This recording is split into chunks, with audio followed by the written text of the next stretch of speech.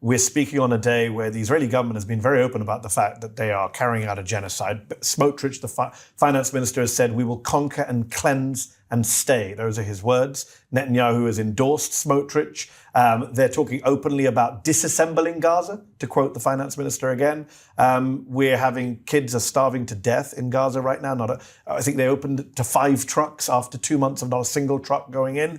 At what point does the US government, US Congress say, we can no longer support this rogue genocidal state? I mean, what's happening in Gaza is Bashar al-Assad and Vladimir Putin would blush.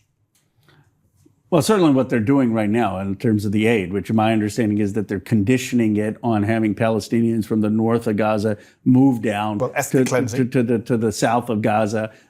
They have people who want to push then the people in Palestine out of Gaza into Egypt. There should be no the loudest condemnation of that. And I have, with Salud Carbajal and 96 other members, written and spoken out as saying that we need to demand that aid get in, and that it not be conditioned on Palestinians moving down to the southern part of Gaza. I mean, the UN humanitarian chief said today that in the next 48 hours, 14,000 babies are at risk of dying in Gaza.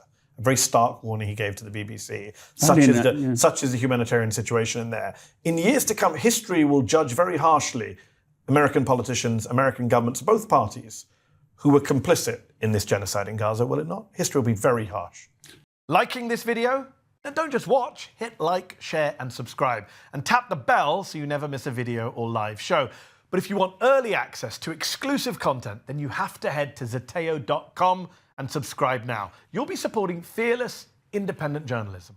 History will be harsh, and people will look at my record, and I'm sure they'll say positives and negatives. I did vote against the offensive weapons to Netanyahu because I thought that would help bring an end to the conflict. I've spoken up very, very forcefully for a recognition of a Palestinian state by the United States.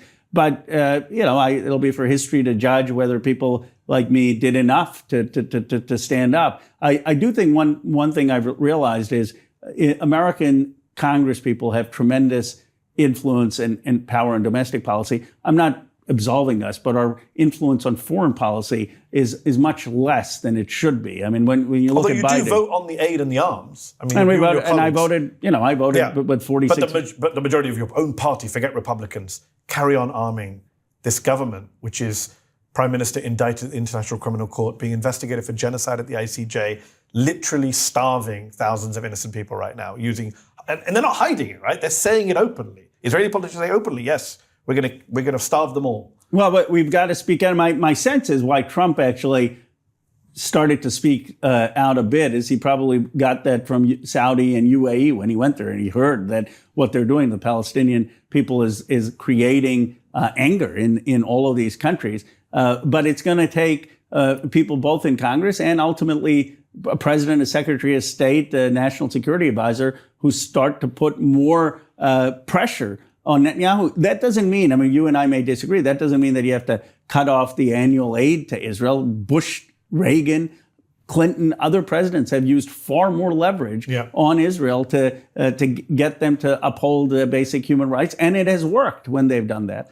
A recent Pew poll found that 69% of Democrats have an unfavorable view of Israel. 52% of all Americans, first time ever, has a majority.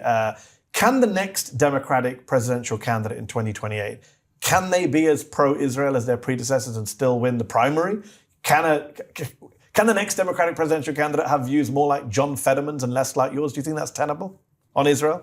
I don't. Here's, what surprised me. I don't think I've shared this before. I was speaking at Bernie Sanders' rally with AOC in LA. It was kind of like being the warm-up band, before the big act. And so I come on for 5 minutes. I give my lines, Medicare for all, free college, and people applaud. And then I'm introducing Pramila Jayapal, and I say she's been the most courageous progressive leader. People applaud. She stood up for immigrant rights. And by the way, she stood up for human rights in Palestine. and the place erupts in a spontaneous ad hoc introduction. And people tweet out that it was the largest applause line of anything said at that rally. That's 30,000 people. I think that the people are, this is not a Muslim American issue. It is not just a young person issue. This is an issue that has, for the first time, become symbolic of what does America believe about human rights and justice. And so, I don't think that a candidate who runs, who is not willing to say that what Netanyahu did was wrong, that we should not have provided offensive weapons, that we need to recognize a Palestinian state, as other countries have, that we need to very clearly condemn the annexation that's going on in the West Bank. I don't think that that is a plausible path to the nomination. I could be wrong, but that's just my assessment. We will see. Congressman Khanna, thank you so much for coming back on Mehdi Unfiltered. Thank you. Did you like this video? Don't forget to subscribe to this YouTube channel and turn on notifications. For exclusive content and to support our independent, unfiltered journalism, head over to Zeteo.com. Your support matters.